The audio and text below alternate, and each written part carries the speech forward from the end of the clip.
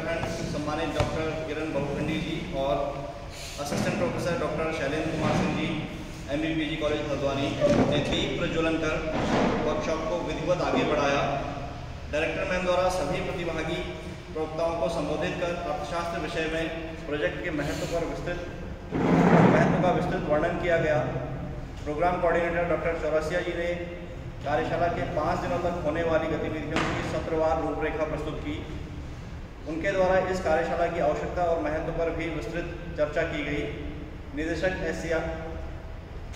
SCRT doctor वंदना गर्ब्याल जी द्वारा इस बिंदु पर विशेष बल दिया गया कि वर्कशॉप से मिलने वाले लाभ विद्यालय स्तर पर विद्यार्थी को मिलने सुनिश्चित हों।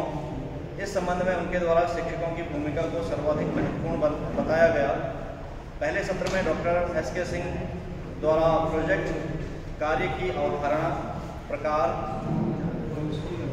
पर विद्यार्थियों के संदर्भ में चर्चा की गई।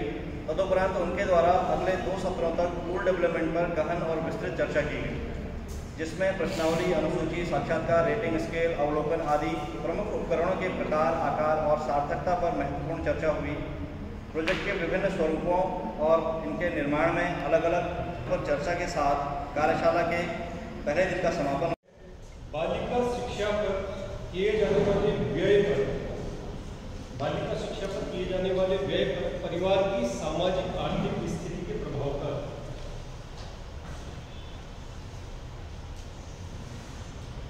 परिवार की जो सामाजिक आर्थिक स्थिति है उसका उस परिवार की बालिका शिक्षा पर क्या व्यय पर उस पर खर्च करना है, उस पर क्या असर पड़ता है। इसके लिए पहले तो हमें सामाजिक आर्थिक स्थिति के अध्ययन के लिए तो हमें डाटा चाहिए कि वो परिवार किस तरीके एक लिखा है बिल्कुल नहीं, थोड़ा बहुत पकाते देना चाहिए। सर एक ही तरीके का आप उसके जो स्किल का यूनिट ले रहे हैं क्या करते हैं, मतलब जो आप सहमत है। हां वो एक ही शिमला में इसलिए तो सर लगभग समान है।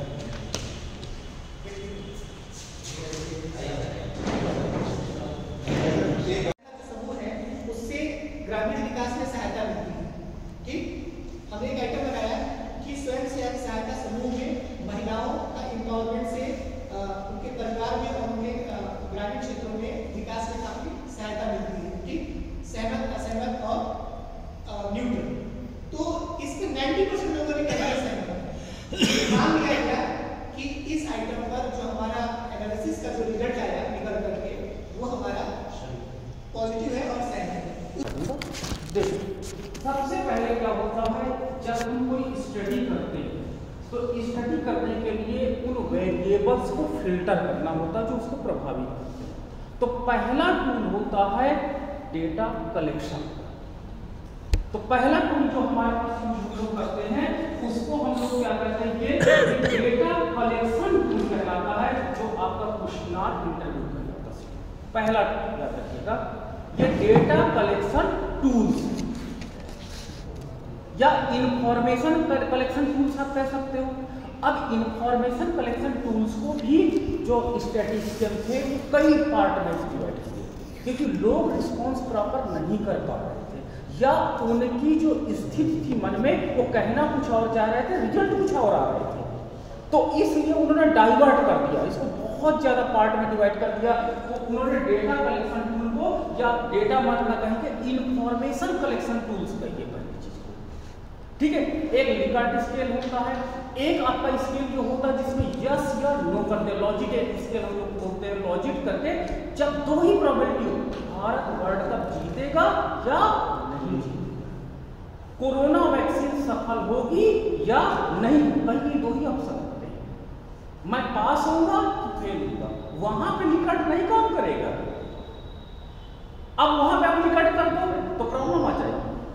ठीक है, तो कुछ कंडीशंस में आपको 2 की स्केल बनानी ही पड़ेगी। तीसरा आपको ऑप्शन जाना नहीं, यस कहिए या नो कहिए, खत्म। ठीक है, तो 2 का स्केल वहां पर होता है जब 2 ही प्रोबेबिलिटी आपके पास हो, तीसरी प्रोबेबिलिटी उपस्थित ही ना। इसको क्या बोलते हैं सर? किसका? ये जो आप बता रहे हैं इसको 2 की प्रोबेबिलिटी लॉजिक पे काम करिएगा, लॉजिक का। ठीक है, तो आपके पास ये डेटा कलेक्शन टूल्स है जो आप सर बोल रहे थे, इसको हम टूल्स कहते हैं, इसको कहते हैं इंफॉर्मेशन कलेक्शन टूल्स। इसके अंदर हमने आपको सिखाया, क्या सिखाया? पहला हमने आपको क्वेश्चनर सिखाया, क्वेश्चनर बनाइए, शेयर करिए। दूसरा हमने आपको सिखाया इंटरव्यू शेड्यूल, इंटरव्यू उनके साथ करिए। तीसरा हमने क्या सिखाया आपको? ग्रुप डिस्कशन करिए। चौथा आप क्या करिए? ऑब्जर्वेशन करिए। हम आपके कल्चर को सीखे, जैसे जागर में मैं एक दिन जागर जानना चाहता, जागर क्या है, तो उस एरिया के लोग सहमत तो भी जागर दिखाएंगे, लेकिन आप कुछ बोलोगे नहीं ना, फोटो खींचोगे। आप बताइए, मैं रिसर्चर हूं, क्या करूं? तो मैं क्या किया, चुपचाप मुंह बात में बैठा। ऑब्जर्वेशन मेथड से आपको लिखना पड़ेगा, रिपोर्टिंग करनी पड़ेगी। उसमें आप क्वेश्चन मार्क नहीं करेंगे, आप उसमें लॉजिक नहीं लगाएंगे। ठीक है, कोई कम्युनिटी का चल रहा है अपना कल्चर, तो उसमें आप क्वेश्चन मार्क नहीं लगाएंगे, हाँ ना हंसेंगे ना उसको मजाक बनाएंगे, तो उनकी अपनी परंपरा है। तो वहां पे ऑब्जर्वेशन मेथड का काम होता है। ठीक है, हम जाते हैं आपके घर में बीड़ी खूब पड़ी है, क्या कहेंगे? ऑब्जर्वेशन, बीड़ी बहुत पीते हैं ना। ठीक है, ऑब्जर्वेशन मेथड है। उसमें बोलने के बाद थोड़ा कुछ बैड हैबिट्स हैं, हम देख लेते हैं कूड़ेदान में, अच्छा इतना ये चीजें हैं। ठीक है, घर में क्या होते हैं, हम लोग कूड़ादान चेक कर लेते हैं, अच्छा ये खाया गया है आज, ऑब्जर्वेशन मेथड है। तो ऑब्जर्वेशन मेथड तब यूज किया जाता है, ये डेटा इंफॉर्मेशन कलेक्शन टूल है, जब हमारे पास सारी लिमिटेशंस हो जाती कि नहीं आप इसको पूछोगे तो क्या हो जाएगा, प्रॉब्लम हो जाएगी। तो ऑब्जर्वेशन मेथड का आप यूज करिए, चुपचाप देखते रहिए चारों तरफ और ऑब्जर्व करते रहिए। ठीक है, ये जो इंपॉर्टेंट टूल्स के अलावा और भी बहुत से टूल्स बनाए गए, ठीक है, एडवांस जो रिसर्च आए, लेकिन ये सबसे ज्यादा पॉपुलर हुए। उसके बाद क्या होता है कि जो ऑब्जर्वेशन टूल्स के अंतर्गत वीडियो क्लिपिंग का प्रयोग करते हैं। वीडियो क्लिपिंग का मतलब होता है जैसे एनिमल रिसर्च में कुत्ते का हैबिट, लायन का हैबिट है, ये कैसे घूमता है, इसको प्यास लगती तो क्या करता है, ये लड़ना चाहता तो क्या करता, अब उससे इंटरव्यू थोड़ा कराओगे, ऑब्जर्वेशन मेथड का यूज करेंगे, उसकी एक्टिविटी पे नजर रखेंगे। अच्छा पूंछ हिला के इधर जाता कि इधर जाता, मतलब लड़ना चाहता है, हमने थ्योरी बना दिया कि अगर पूंछ हिलाया या कुत्ते में अगर वो बिल्कुल पूंछ हिलाने लगा तो वो काटेगा नहीं, थ्योरी बन गई। ये ऑब्जर्वेशन मेथड है, इसका प्रयोग सबसे ज्यादा साइंस में करते हैं, वो भी एनिमल और प्लांट्स वाले। मैं एक प्लांट साइकोलॉजी पढ़ रहा था, थोड़ा सा इकोनॉमिक्स वाला हूँ, लेकिन लगता है मैं और रिसर्च सीखूं। तो एक भाई प्लांट साइकोलॉजी में कुछ लोग होंगे जो बहुत प्लांट पसंद करते होंगे, आप लोगों में से अपना बगीचा बिल्कुल मेंटेन करते हैं। आप एक बार आजमाइएगा, आप कभी चले जाइए और घर में बोलिएगा कि पानी डालते रहिएगा, प्लांट फिर भी मुरझाएगा, क्योंकि उसका वो व्यक्ति नहीं है जो उसको केयर करता है। इसको कहते हैं प्लांट साइकोलॉजी। दूसरा, प्लांट को आप नर्सरी से लाइए और लाने के बाद आप लगा दीजिए, सूख जाता है। क्यों? जब प्लांट को आप उस कम्युनिटी से हटाते हो, क्योंकि उससे वो घुल मिल चुका होता है, तो उसको शौक लगता है। मैंने इसकी बहुत अच्छी रिसर्च पढ़ी, घर में लाए और एक और शौक आपने देख दिया, उसकी पन्नी फाड़ा और जबरदस्ती ठूस दिया। दो शौक लगते हैं, प्लांट कभी भी लाइए तुरंत मत लगाइए, पहले लाइए अपने घर में रख दीजिए 1-2 दिन के लिए, वो आपसे फेमिलियर हो जाए, उसको एक शौक लगा अपने परिवार से बिछड़ने का, आपके साथ वो घुल मिल जाए। 2-3 दिन वेट करिए, उसको अच्छे से उसके पास जाइए, पत्तियों में हाथ लगाइए, फिर जाकर के प्लांटेशन करिए, कभी नहीं सूखेगा। ऑब्जर्व कर लीजिए, थ्योरम ऑब्जर्वेशन मेथड में मैं काम करता हूँ। कुछ कॉलेज में मैं प्रिंसिपल को ऐसा देखो, इतना बढ़िया क्यारी बनाया था, जब प्रिंसिपल ट्रांसफर होगा सारे पेड़ सूखने लगे, तो अब मुझे समझ नहीं आया क्या हुआ, क्योंकि वो प्रिंसिपल खुद इंटरेस्ट लेकर के पानी डालते थे। ये प्लांट साइकोलॉजी में पानी का इफेक्ट नहीं है, उसका फेवरेट चला जाता है। ऑब्जर्वेशन मेथड आप कुछ करिए, हर जगह इंटरव्यू शेड्यूल। तो ये डेटा कलेक्शन टूल्स हैं। अब दूसरा टूल्स आया एनालिटिकल टूल्स या एनालिटिकल टूल्स। तो दूसरा मैं टूल्स की मैं बात करने जा रहा हूं, that is called analytical tools. कौन कौन से टूल्स हम लगाएं? तो पहला आता है, जब भी सोशियो इकोनॉमिक डेटा होता है तो जर्नल इंफॉर्मेशन निकालने के लिए आप डिस्क्रिप्टिव एनालिसिस लगाओगे, सब लोग कभी भी, ठीक है। जर्नल इंफॉर्मेशन के लिए आप डिस्क्रिप्टिव एनालिसिस लगाओगे, और डिस्क्रिप्टिव के अंतर्गत मीन, मोड, मीडियन और स्टैंडर्ड डेविएशन नोट करिएगा। मीन, मोड, मीडियन और एसडी, अब याद रखिएगा ये SD क्यों लगाएंगे, बहुत केयरफुली देखिएगा। SD का मान अगर आपके डेटा में 0.50 से ज्यादा आ जाए, समझ जाना आपका डेटा वैलिड नहीं है। SD एक हमको ऑब्जर्वेशन बता दें, जो मैंने डेटा कलेक्ट किया था, इसका मान आपके उसमें डिस्क्रिप्टिव एनालिसिस में 0.75 आ जाए, डेटा में वेरिएशन है, डेटा मेरा रिलायबल है, वहीं से इंफॉर्मेशन बताने का। मतलब आपको सोचना पड़ेगा कि डेटा में कहीं कमी मैंने छोड़ दिया। 0.50 से कम हो SD, समझिए डेटा अच्छा है। मैं बच्चों को तुरंत बोल देता हूँ डेटा आपका डेटा अच्छा नहीं, कलेक्ट नहीं अच्छे से क्यों, क्या गुरु जी आपको पता कैसे चल जाता है? उनको क्या पता है, मैं SD की वैल्यू देख लेता हूँ ध्यान से। SD की वैल्यू अगर 0.5 के ऊपर जाए, समझ जाना आपने सीरियसली डेटा नहीं कलेक्ट किया। ये बताइए, अब बताइए कितना बढ़िया डिस्क्रिप्टिव एनालिसिस है। और 0 से ज्यादा है, 0 से ज्यादा, लेकिन 0.5 से कम हो तो वैलिड डेटा, और 0 है एग्जैक्ट वैलिड। और सोशल साइंस में कोई चीज एग्जैक्ट नहीं होती है। अगर कोई बच्चा 100% इसको SD का मान 0 करके ले आए ना, मैं बोल दूंगा आपने इंटरव्यू नहीं किया, घर में बैठ के सब टिक कर लिया एक तरफ से। 0 हो ही नहीं सकता ना, हो सकता है। मैं आपको कह दूं ये वर्कशॉप 100% सफल रही, सबको अपने मन से लिखी। SD का मान 0 हो जाएगा, निकाल के देख लो।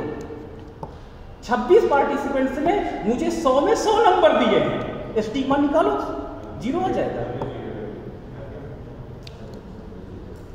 तो घर में अगर क्वेश्चनर भरा जाता है, मैंने क्या देखा कि अगर SD की वैल्यू 0.10 के नीचे है, मैं तुरंत बच्चे को टोक देता हूँ। घर में क्वेश्चन भरे हो ना, गुरु जी आपको पता कैसे चल जाता है घर में भरे गए? मैंने 25 क्वेश्चन ही घर में भरे थे। अरे 0.10 से नीचे है डाटा, इतना एक्यूरेसी थोड़ो है समाज में। हर क्वेश्चन को हर लोग थोड़ो देखते इतने गौर से। तो 0.10 और 50 के बीच में अगर डेटा है तो मतलब वो बच्चा फील्ड में काम।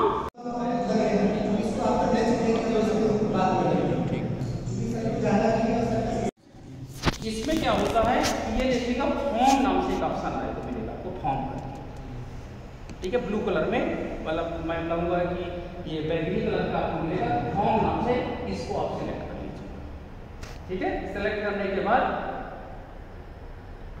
अब देखिए ये आपके पास फॉर्म ओपन हो गया, ठीक है। फॉर्म ओपन होने के बाद ब्लैंक रहेगा, देखिए पहला आया था ब्लैंक आता है। जितने आपके जनरेट हो चुके होते हैं, देखिए ये सब नीचे आपके पास पड़े रहते हैं।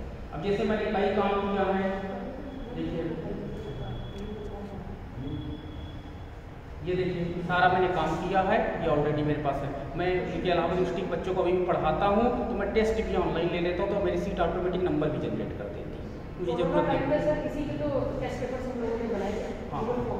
हाँ, तो ये सारा मैं टेस्ट लेता हूँ बच्चों को ना, तो ये स्कोर ऑटोमेटिक दे देता है, मुझे जरूरत नहीं पड़ती कौन सा बच्चा कितना स्कोर पाया। ये मान 25 रिस्पॉन्स जैसे आए हैं, 25 रिस्पॉन्स का मैं देख सकता हूँ। जैसे सबमिट करेगा अपना पेपर, उसका नंबर आ जाएगा उसके सामने।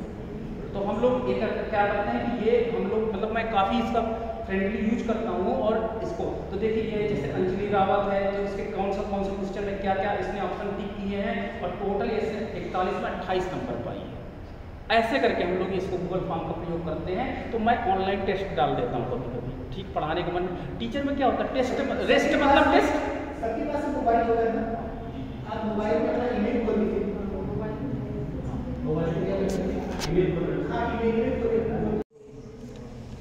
सर की उपस्थिति हमारे लिए इस लास्ट डे और आज कितना महत्वपूर्ण है, और मुझे नहीं लगता है कुछ बताने की आवश्यकता है।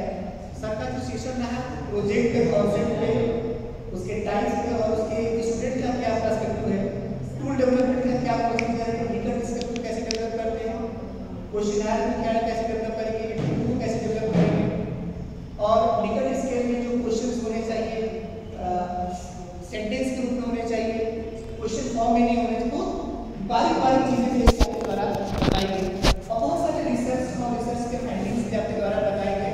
और आज के सेशन में एक सबसे इम्पोर्टेंट चीज गूगल फॉर्म। मुझे ये लगता है कि आजकल बच्चे इनको फ्रेंडली बहुत ज़्यादा हो रहे हैं, तो गूगल फॉर्म का टेक्निक भी आपको यहाँ से ट्रांसफर किया है, और आप उसमें धीरे धीरे आगे दक्ष भी हो जाएंगे। तो सर का सेशन ओवरऑल दोनों दिन का बहुत ही हमारे लिए यूजफुल रहा, और हम ये समझते हैं कि आपके सेशन से हमारे जो प्रतिभागी हैं टूल डेवलपमेंट की प्रक्रिया में निश्चित रूप से दक्ष बनेंगे और टूल डेवलपमेंट में अगर कोई भी एरर आएगा या कोई भी अगर क्वेरी होगी तो सर हमारे ग्रुप में आप लोग उनसे जो कि संपर्क कर सकते हैं। तो मैं आप में से किसी एक पार्टिसिपेंट से अनुरोध करूंगा कि सर को धन्यवाद दें। कोई एक पार्टिसिपेंट।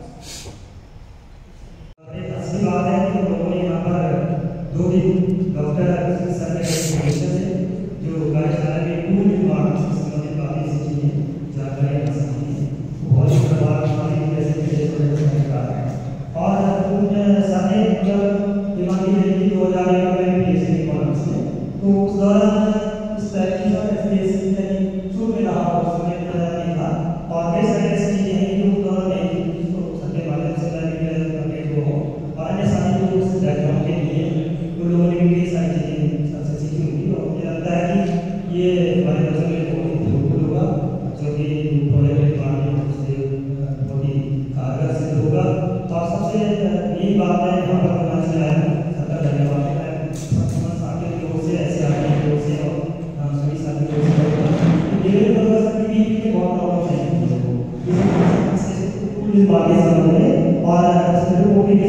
तो आपसे अनुरोध कर सकते हैं हमारे साथ माध्यम से जुड़े रहेगा और जो भी प्रॉब्लम होगी हमारे जरूर उसका समाधान मिलेगा और हम इस प्रदान कीजिएगा सर। बहुत बहुत आभार सर और आपकी इस व्यवस्था धन्यवाद मैं स्टेट ही 2 वोट रन कर रहा है, स्टेट ही मार्गदर्शन दिया। तो यही पर थोड़ा सा एक दिमाग में एक बात आई कि हाँ 5 नंबर उसमें अलग से असेसमेंट भी जुड़ रहे हैं और इंटरनल असेसमेंट जो अदर सब्जेक्ट में हो रहा है, आपने देखा होगा कि हिंदी और अंग्रेजी में इंटरनल असेसमेंट होता है। अभी हम सीबीएसई बोर्ड के साथ हम कर रहे थे तो एक्सटर्नल भी आ रहे थे, हमारे इकोनॉमिक्स में एक्सटर्नल आए, पॉलिटिकल साइंस में एक्सटर्नल आए, हिस्ट्री में एक्सटर्नल आए, लेकिन इंग्लिश और हिंदी में एक्सटर्नल नहीं आते। वहाँ पे उसको प्रोजेक्ट नहीं बोलते, उसको वो इंटरनल असेसमेंट बोलते हैं और बाकी सब्जेक्ट में उन्होंने प्रोजेक्ट बोला है। लेकिन हमारे बोर्ड ने कई चीज़ें इंट्रोड्यूस कर दी है कि उसको प्रोजेक्ट प्लस असाइनमेंट, तो हम उसको प्रोजेक्ट ही नहीं करना चाहिए, क्योंकि आप प्रोजेक्ट कहाँ 15 नंबर पर आएंगे और 5 नंबर पर सर ने कहा कि जो यूनिट टेस्ट जो बेस्ट यूनिट टेस्ट होगा उसको 5 मार्क्स में डिवाइड करेंगे। हाँ जी, 5 आउट ऑफ 5। तो सर ये मार्क्स